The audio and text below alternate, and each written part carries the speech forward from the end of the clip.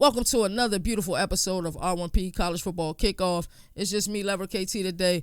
We're in the midst of so much going on in the sports world. We just had NCAA March Madness. The NBA playoffs are about to start heating up. MLB just had its opening day. We see everything going on in the NFL with free agency. Also, the draft is coming up. But I miss college football. I miss it so much. I thought today, let's give our viewers and our fans a treat by giving them who I think, I'm going to just say we just so y'all can come at them if y'all already know what I'm talking about. Our top 10 quarterbacks in college football. I'm also going to do an honorable mention. Listen, all your quarterbacks can't be in the top 10. This is my top 10 list. What we want is interactivity. If you disagree with anything that I'm saying, utilize the comment section. Just keep it respectful or keep it unrespectful, If that's even a word, that's what we do in college football. But without further ado, we're going to head into this list. Let's get it. Alrighty, so first, our honorable mentions. Starting at our first honorable mention, Jayden Daniels. This is a guy that I like a lot.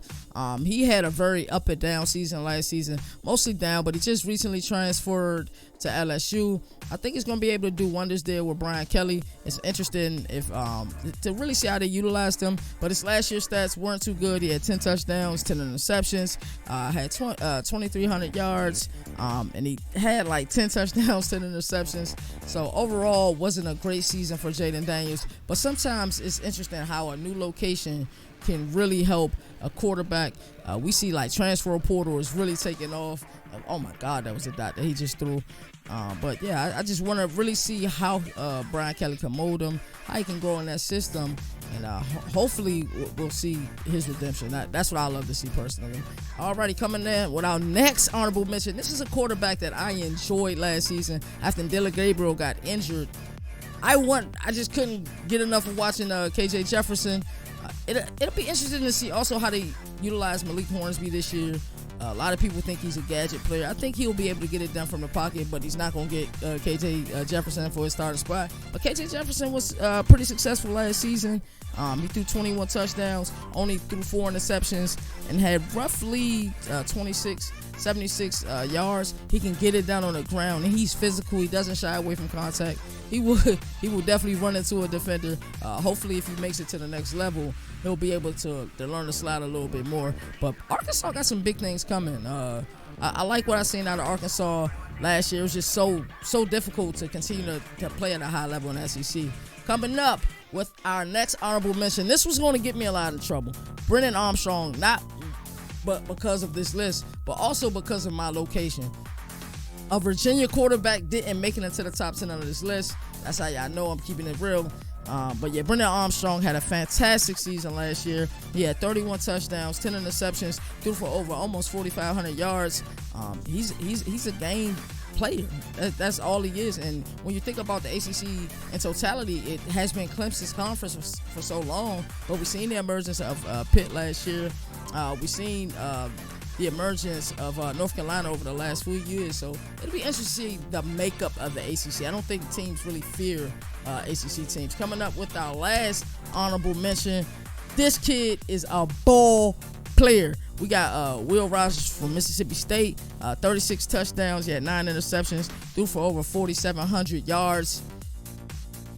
I like Will Rogers a lot, and Will Rogers should have been in the top 10. There's somebody I have at the 5 spot. I'm not going to give it away. No spoiler alerts. That some people are going to disagree with, but I'm going to see if y'all can guess it. Who do y'all think I'm talking about that some people are going to disagree with at the 5 spot? But Will Rogers honestly should have been in the top 10. He produced in the SEC. Honestly, we could have put more quarterbacks in the SEC in this list. But, hey, it's the list. So we get ready to head into our top 10. Will Rogers is the last quarterback on honorable mention. Like I said, be sure to comment below if you agree or disagree.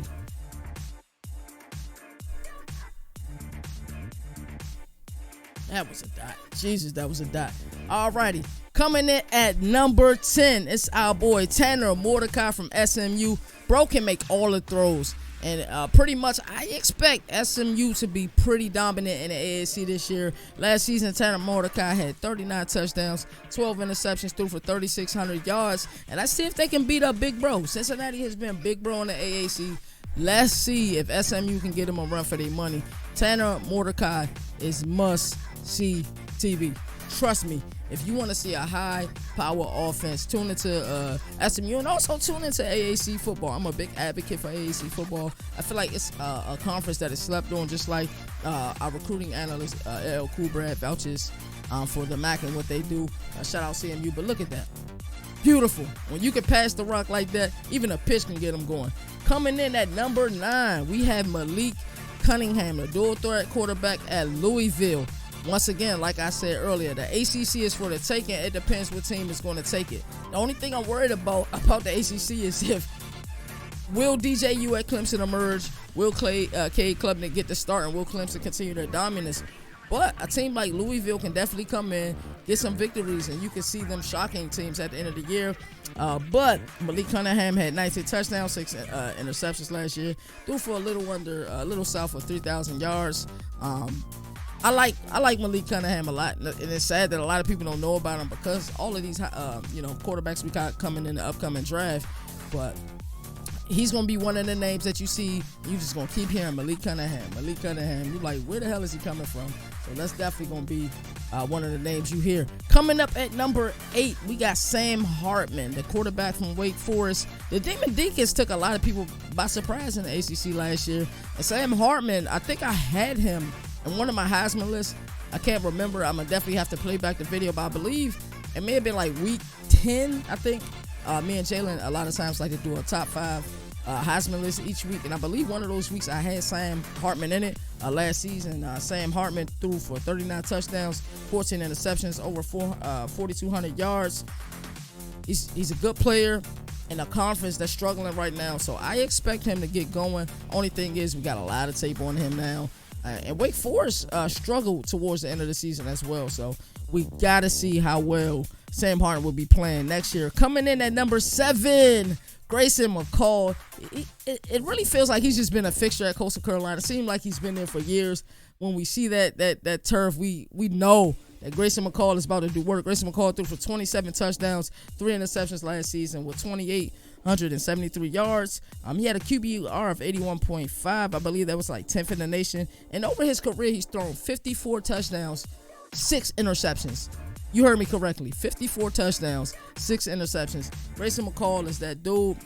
I expect him to really make a leap, and it's hard to say that because he's been so successful the past 2 seasons. But if he wants to be a higher projected quarterback and playing on Sundays, he's going to have to take a bigger leap, and he's going to have to truly dominate in order to really kill next year.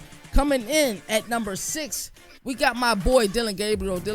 I'm a big Dylan Gabriel fan. Anybody who knows me know that I watched a lot of UCF games 2019 into 2020 and 2020 into 21. I was thinking that last year was going to be that year that Gabriel just really took off. Of course, he had the season-ending injury, but now he's at Oklahoma, and I'm hearing down in Norman that he has already taken full control, full leadership of the team. And I expect Dylan Gabriel, everybody at the end of the season, like, where did he come from? Where is Dylan Gabriel? If you watch college football, you know Dylan Gabriel is going to make a lot of big plays this season for the Sooners. I'm kind of sad to see him go from UCF.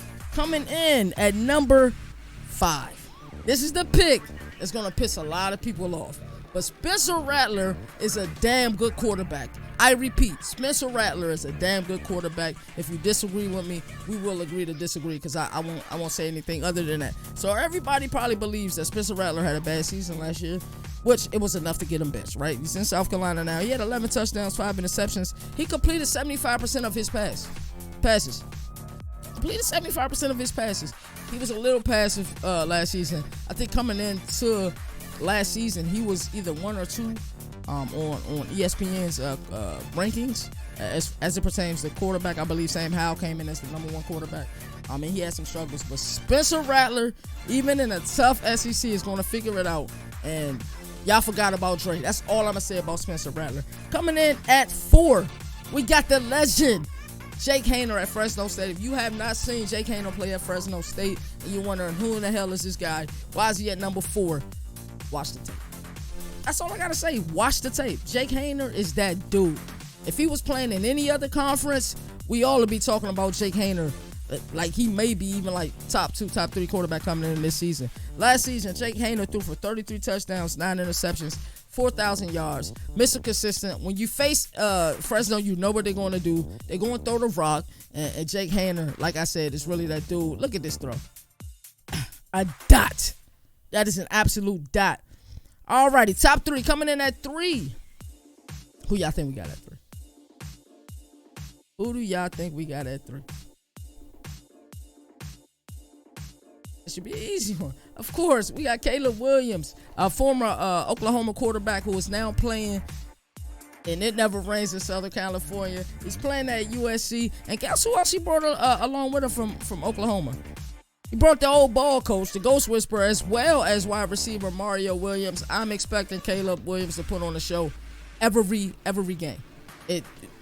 We already know what he about to do. What he does through the ground is speechless. Some of the plays he made had one of the best quarterback sneaks I've ever seen in my lifetime. We all remember how he dominated this Texas game, but he has room for improvement.